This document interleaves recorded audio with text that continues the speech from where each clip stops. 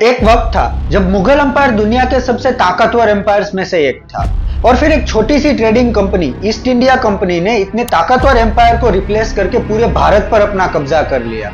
लेकिन कैसे?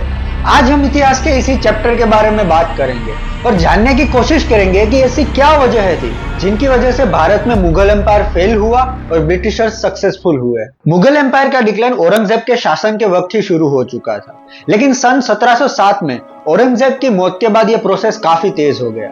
लेकिन उस वक्त भी हालात इतने बुरे नहीं थे कि इस डिक्लाइन को रोका ना जा सके।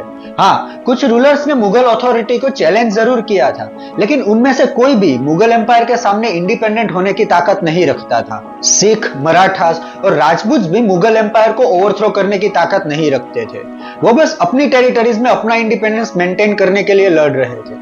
इसलिए अगर औरंगजेब के बाद आने वाले मुगल एम्पायर्स कैपेबल रूलर्स होते तो शायद एम्पायर के इस कोलैप्स को रोका जा सकता था। लेकिन औरंगजेब के बाद जो मुगल एम्पायर्स आए उनमें से ज्यादातर रूलर्स वीक और इनकेपेबल थे, जिसकी वजह से वो एम्पायर का डिक्लाइन तेज हो गया और एंड में कोलैप्स तक ले गया। लेकिन इतने बड़े एम्पायर के डिक्लाइन का सिर्फ यही एक रीजन नहीं था कि उसके रूलर्स वीक और इनकेपेबल थे। इसके और भी कई रीजन थे जिनकी वजह से ये डिक्लाइन शायद इनएविटेबल था। सबसे पहले रीजन की बात करें तो मिडिवल पीरियड के दौरान एम्पायर के साथ साथ राज्य की पावर और दो वर्गों में बटी हुई थी, जमींदार्स एंड नोबल्स। जमींदार अपनी जमीन के पुश्तैनी मालिक थे।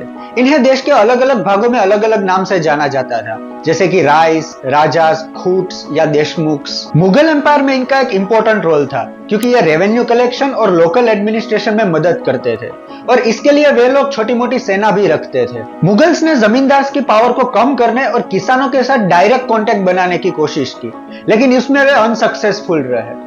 औरंगजेब के शासन में ही जमींदार की पावर और इन्फ्लुएंस में काफी ज्यादा बढ़ोतरी देखने को मिली थी। इसका नतीजा ये हुआ कि रीजनल लॉयल्टीज बढ़ने लगी। काफी लोकल जमींदार्स ने नोबल्स, जो कि मुगल एम्पायर की दूसरी सबसे पावरफुल क्लास थी, उनकी मदद की एम्पायर की वीकनेस का फायदा उठाने और अपनी इंडिपेंडेंट रियासतें बनाने के लिए। मुगल एम्पायर की दूसरी सबसे पावरफुल क्लास नोबिलिटी, इसमें वो लोग शामिल थे जिन्हें एम्पायर की तरफ से या तो बड़ी जागीर या मनसब दिए जाते थे या फिर किसी मुगल सूबे के सूबेदार बनाए जाते थे। इसमें कई राजपूत और मराठा रूलर्स भी शामिल थे। मुगल शासन को अक्सर रूल ऑफ नोबिलिटी कहा गया है क्योंकि इन नोबल्स का एम्पायर के एडमिनिस्ट्रेशन में काफी इंपॉर्टेंट रोल था।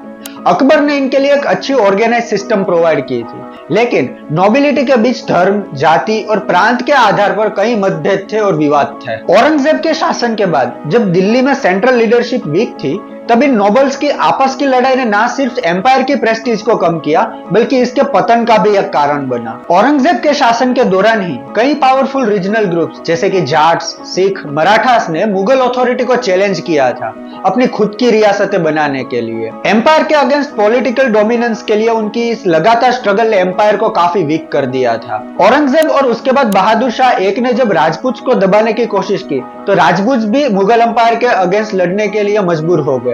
बाद में आए मुगल्स ने राजपूत के साथ सुलह करने की कोशिश की, लेकिन तब तक काफी देर हो चुकी थी। राजपूत सब मुगल्स पर भरोसा करने को तैयार नहीं थे और एम्पायर की भलाई के लिए भी उनके साथ हाथ मिलाने को राजी नहीं थे। मराठास भी मुगल एम्पायर के लिए पावरफुल दुश्मन बनते जा रहे थे। शुरू में उनका गोल सिर्फ महाराष्ट्र के रीजन पर कंट्रोल वापस लेना था, लेकिन जल्द ही उन्होंने पूरे भारत में सरदेशमुखी और चौथ वसूलने के लिए मुगल एम्पायर से परमिशन लेने के प्रयास शुरू कर दिए। उन्होंने नॉर्थ की तरफ अपनी पावर बढ़ाई और सन 1740 तक गुजरात, मालवा और बुंदेलखंड तक अपनी पावर और इन्फ्लुएंस फैला दिया। राजपूतों के एम्पायर के खिलाफ स्ट्रगल और मराठास के बढ़ते पावर और इन्फ्लुएंस ने एम्पायर को काफी गंभीर रूप से कमजोर कर दिया था। साथ ही अब जागीरें बांटने के लिए ज्यादा जमीन बची नहीं थी। औरंगजेब ने इस प्रॉब्लम का सॉल्यूशन दिखावे की इनकम बढ़ाकर देने की कोशिश की, लेकिन ये एक शॉर्ट साइटेड सॉल्यूशन था। इससे अब यह हो रहा था कि जागीरदार अपनी जागीरों से ऑफिशियली रिकॉर्डेड इनकम वसूलने के लिए किसानों पर दबाव बना रहे थे। इस वजह से जागीरदार और किसान दोनों नाराज हो गए। ऊपर से बादशाह और जागीरदारों की लग्जूरियस लाइफस्टाइल ने भी एम्पायर पर बोझ बढ़ाया। इसका नतीजा यह हुआ कि एम्पायर का टोटल खर्चा उसकी इनकम से ज्यादा हो गया। इसके अलावा उस पीरियड के दौरान कोई और साइंटिफिक और टेक्नोलॉजिकल एडवांसमेंट भी नहीं था जो उस वक्त की मुगल इकोनॉमी को सुधार सके। एक वक्त पर एम्पायर का जो ट्रेड था उसमें भी डिक्लाइन की वजह से ट्रेड भी अब एम्पायर के खजाने को नहीं भर पा रहा था। जबकि उसी वक्त भारत के कोस्टल इलाकों में ब्रिटिशर्स का प्रभाव बढ़ता जा रहा था। औरंगजेब की मौत के बाद ये इकोनॉमिक और एडमिनिस्ट्रेटिव प्रॉब्लम्स और ज्यादा बढ़ गई। उस वक्त तक मुगल एम्पायर इतना बड़ा हो चुका था कि एक सेंट्रलाइज सिस्टम के थ्रू इतने बड़े एम्पायर को मैनेज करना मुश्किल हो रहा था, स्पेशली जब ऐसे वक्त में जब दिल्ली में मुगल रूलर्स अयोग्य थे। इसके अलावा कुछ और चीजें थी जिनमें ब्रिटिशर्स मुगल्स की कंपैरिजन में सुपीरियर थे। ब्रिटिशर्स का इंडिया में अपने पावर को एक्सपांड और कंसोलिडेट करने का प्रोसेस लगभग एक सेंचुरी तक चला था।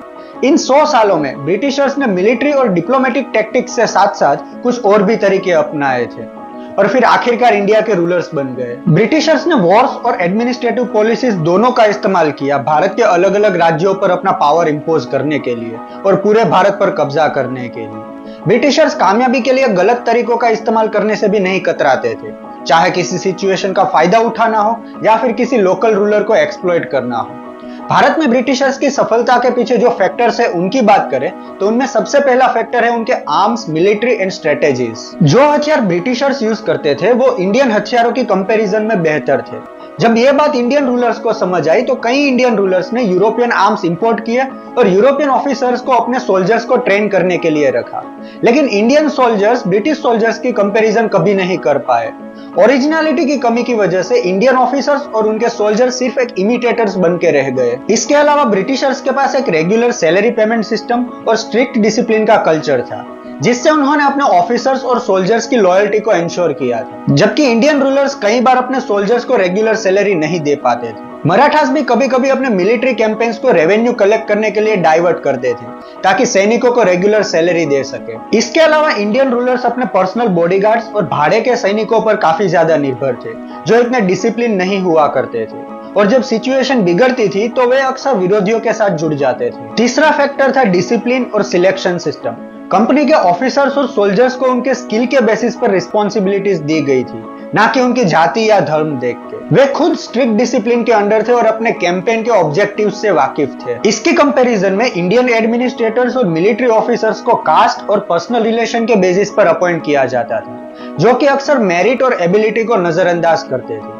इसकी वजह से उनकी एबिलिटी पर सवाल खड़े होते थे और वे अक्सर रिबेलियस और डिसलॉयल हो जाते थे अपने पर्सनल इंटरेस्ट को पूरा करने के लिए। ब्रिटिशर्स की सक्सेस का एक और फैक्टर था उनके leaders. Clive, Hastings, Elphinstone, Munro, Dalhousie, इन सब ने लीडरशिप की रेयर क्वालिटीज दिखाई। इनके अलावा ब्रिटिशर्स के पास एक लंबी लिस्ट थी सेकेंडरी लीडर्स की, जैसे कि sir Eyre Coote, Lord Lake, Arthur Wellesley, जो कि लीडरशिप के लिए नहीं बल्कि अपने देश की कॉज एंड ग्लोरी के लिए लड़ रहे थे। दूसरी तरफ इंडियन साइड पे भी ब्रिलियंट लीडर्स थे, जैसे कि हैदर अली, टीपू सुल्तान, चीन कुलिज खान, यशवंतराव होलकर, माधवराव सिंधिया, लेकिन उनके पास सेकेंडरी लीडर्स की कमी थी। और इंडियन रूलर्स आपस में ही इतना लड़ रहे थे जितना कि उन्हें साथ में मिलकर ब्रिटिशर्स के खिलाफ लड़ना चाहिए था। ब्रिटिशर्स का एक यूनाइटेड कॉज के लिए लड़ने का जो जज्बा था वो इंडियंस में नहीं था, इसलिए अक्सर इंडियंस ब्रिटिशर्स को सपोर्ट करते थे अपने पड़ोसी रूलर्स के खिलाफ। ब्रिटिशर्स की सक्सेस का एक और फैक्टर था strong financial backup. East India company की इनकम इतनी अच्छी थी कि वो अपने शेयर होल्डर्स को अच्छे डिविडेंड्स पे कर सकती थी, साथ में इंडिया में चल रही उनकी वॉर्स को फाइनेंस करने के लिए भी काफी थी। ऊपर से इंग्लैंड अपने ट्रेड की वजह से दुनिया भर से जबरदस्त प्रॉफिट्स कमा रहा था। पैसा, मटेरियल, सोल्जर्स, ये सब ब्रिटिशर्स के पास जरूरत के वक्त इजीली अवेलेबल थे उनकी नेवल सुपीरियोरिटी की वजह से। और ब्रिटिशर्स की सक्सेस का फाइनल फैक्टर था नेशनलिस्ट प्राइड। एक आर्थिक रूप से प्रगतिशील ब्रिटिश लोग जिन्हें मटेरियल एडवांसमेंट पर विश्वास था और अपनी राष्ट्रीयता पर गौरव था, उन्हें कमजोर और आपस में बटे हुए इंडियंस का सामना करना पड़ा, जिनमें यूनिफाइड नेशनलिज्म की कमी थी। भारत में मुगल एम्पायर के फेलियर और ब्रिटिशर्स की सक्सेस हमें यह सीख देती है कि कितना भी बड़ा एम्पायर हो, अच्छी लीडरशिप और स्ट्रेटेजीज के बिना वो सर्वाइव नहीं कर सकता। आपको क्या लगता है, मुगल एम्पायर के फेलियर और ब्रिटिशर्स की सक्सेस के पीछे और क्या रीजंस हो सकते हैं? कमेंट सेक्शन में जरूर बताइए। आज के लिए इतना ही, मिलते हैं किसी और वीडियो में।